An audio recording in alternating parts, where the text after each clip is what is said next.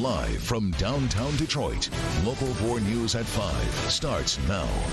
Well, the afternoon rain is pulling out, but the humidity is not going with it. Find out how long we're going to have to wait for relief. Okay, Ben, but we begin at 5 with two breaking stories happening right now. First, an explosion levels a vacant home on Detroit's east side. We'll get to that story in just a moment. We're going to begin, though, with police at Oakland University issuing an alert for a former student who's been banned from campus and who may have access to weapons. Jermont Terry live on campus in Rochester. Jermont. Devin, right now it is business as usual here on OU's campus because police are stressing that they are only trying to locate this individual and a welfare check. But still, despite all that, they issued this campus safety alert. I want to show you something. There are flyers at every entrance of every building on campus as they try to locate this individual. They're telling people if they see this man, call police immediately. There's a search in Oakland County, and specifically the campus of Oakland University, to find this man. Campus police are beefing up patrols on campus as they hope to locate Alexander Walker. We don't believe that he is necessarily violent as much as he is a harm to himself, possibly. So we want people to be concerned about him, but about themselves as well. While Walker has not committed a crime, police and family fear he may be a danger to himself and others. That's why OU issued the campus safety alert and posted flyers throughout campus. Walker, according to family, suffers from mental health problems. OU police chief says he also recently stole guns from a family member. Well, there are weapons that are in the house, generally speaking, that we can't account for, that the family cannot account for at the moment. Walker is considered homeless and often wanders on campus. Police say he wears a gray suit, tie, and sunglasses and was banned from campus for his behavior. He has not shown violent tendencies. He has shown confrontational, somewhat maybe aggressive behavior, but he's not been violent in any way. And we should point out, according to the police chief here on campus, they say that they last saw Walker on campus sometime early Saturday morning. He has not been spotted since, but because of the severity and the possibility that he has those weapons in his possession, that's why they issued this campus safety alert. Again, extra patrols all throughout campus. But again, the campus is open and they do not expect to shut down the campus at any time tonight. Reporting live with breaking news on OU's campus, Jermont Terry, Local 4. And Jermont, what are we hearing from his family about this? Well, Devin, according to the police chief, his family, they are the ones who essentially sounded this alarm because they are concerned for Walker. He's 24, and according to family, he suffers from that mental health issues. And when they realized that the weapons were missing from the home, they said this could potentially be a higher concern. Sure. So family, they just want to locate him. Yeah. All right, we'll continue to update that story as we can. All right, Jermont. But also breaking right now, an explosion levels a vacant home on Detroit's east side. Let's get right out to Tim Pamplin live at the corner of Haverhill and Linville. That's right in the area of I-94 in Cadue. Tim.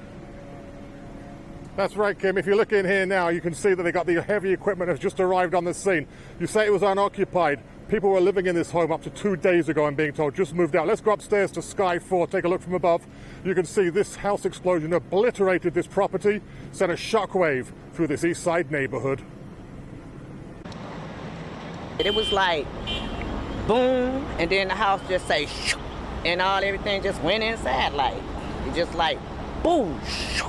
Neighbors describing the almighty explosion that occurred just a short time ago here on Haverhill Street. And it was loud. It shook the whole block from Warren to Harbor.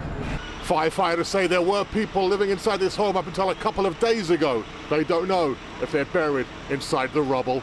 Could have been anybody in the house, so we're not going to make that determination until we get the heavy equipment here, so we can search the premises as best that we can, because it is a collapse. The two homes either side of the home that exploded suffered heavy damage.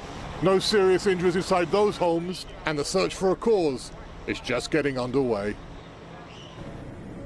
So back out here now, you see some firefighters standing by, medics also on the scene. They have no idea if there was anybody inside that home. Now, during the battle to contain the fire and during the search, 2 firefighters were transported to the hospital. Non-life-threatening injuries are being told, one with an injured knee, another one with heat exhaustion. So that's the scene right now on Haverhill Street on the east side. Tim Pamplin, Local 4. Boy, amazing. All right, Tim.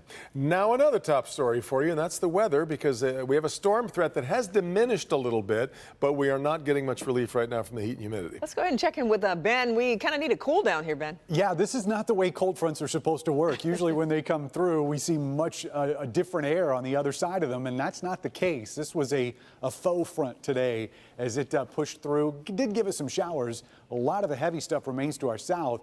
Now we are starting to clear out some of the clouds. In fact, in the satellite image, you can see in the west zone, we're starting to get some sunshine there in Livingston and Genesee County. Temperatures have come up a little bit, and it's starting to pop a few showers there as well. So we're not completely out of the woods as far as a raindrop goes, but it's going to be a very small portion of the area that sees it. Here's the story over the next 7. We've got fog coming in tonight. We'll look at how extensive that's going to be. The big difference is coming Thursday. That's a real deal cold front. We'll check that out. And the weekend's looking good. Not too many bad things to say about Saturday and Sunday. Those glorious numbers in just a few minutes. Devin. All right, Ben. The process to decide who is Aretha Franklin's heir is being argued in court right now. Franklin family and their lawyers have been in court all afternoon discussing the estate. It is really unclear who Franklin named as her heir before she died. The lawyers are arguing over all parts of the Franklin estate, money earned from music royalties, her home, and taxes. Okay, so now we've got 3 different proposals on how this should be done. Can you guys discuss this? Can we approach one second? Sure. Should we all? Yep. You can all approach. Nobody can be left out here.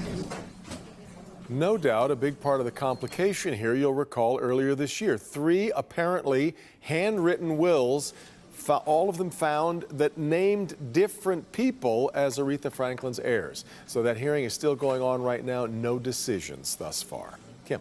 All right, breaking right now, the FBI has opened an investigation into the mass shooting in Dayton. That decision comes amid questions over the shooter's interest in what they call violent ideology. That's happening while investigators are still poring over evidence at an active crime scene at the Walmart in El Paso, where 22 people were gunned down Saturday morning. Wendy Woolfolk reports on both investigations from the ground in El Paso. Funeral plans are underway, and this area is still on lockdown. But in Ohio, the governor is turning anger into action. Amid their grief, small glimmers of hope, symbols of unity after 22 innocent lives taken just 5 miles from the U.S.-Mexico border. 3 days later, the El Paso Walmart still an active crime scene. 1,500 miles away in Dayton, investigators are going over evidence where 9 more people were gunned down in a popular entertainment district. We are angry, and they should be angry. I understand that anger. For it's impossible to make sense out of what is senseless. Turning anger into action in Ohio, facing mounting pressure to do something. The Republican governor urged the state legislature to pass laws requiring background checks on nearly all gun sales and allowing courts to restrict firearms access for people perceived as threats. And in Texas, remembering 15-year-old Javier Rodriguez, the youngest victim of Saturday's rampage. 22 doves released for each life lost. And victims in Ohio like Derek Fudge, shot dead while out with his son and his fiancée. It should challenge to everybody. If it don't walk like you, talk like you, look like you, go up to them and give them a hug. And that's how we begin to heal this country. 2 communities knitted together in pain, leading an entire country toward healing. Despite political controversy, President Trump still set to visit here tomorrow afternoon. In El Paso, Wendy Woolfolk, Local 4. Okay, Wendy, and meanwhile in California, the FBI is opening a domestic terrorism investigation into the shooting that killed 3 people and injured 13 others at the Gilroy Garlic Festival. Now let's get to a Local 4 update. A wrong-way driver who caused a crash that killed the wife and daughter of a University of Wisconsin basketball coach was drunk at the time of the crash. Police say Samantha Winchester was driving with a blood alcohol level close to 3 times the legal limit when she crashed on M14 near Ford Road. That happened back in May. Winchester, along with the wife and daughter of assistant basketball coach Herman Moore, were all killed in the crash. Moore and his 13-year-old son both survived. Today at the polls, it's a crowded primary ballot for candidates taking on Warren Mayor Jim Fouts. Right now, 8 people are trying to unseat Mayor Fouts. Only 2, though, will move on to the November election. Fouts has been the mayor of Warren since 2007. There are other big issues on the ballot across Metro Detroit. Along with that Warren race, we've got one in Bloomfield Township where a public safety millage is on the ballot. And on the ballot in Birmingham, a controversial $57 million parking bond proposal for downtown. We will have the results on clickondetroit.com and on Local 4 News tonight at 11, and of course tomorrow morning on Local 4 News Today.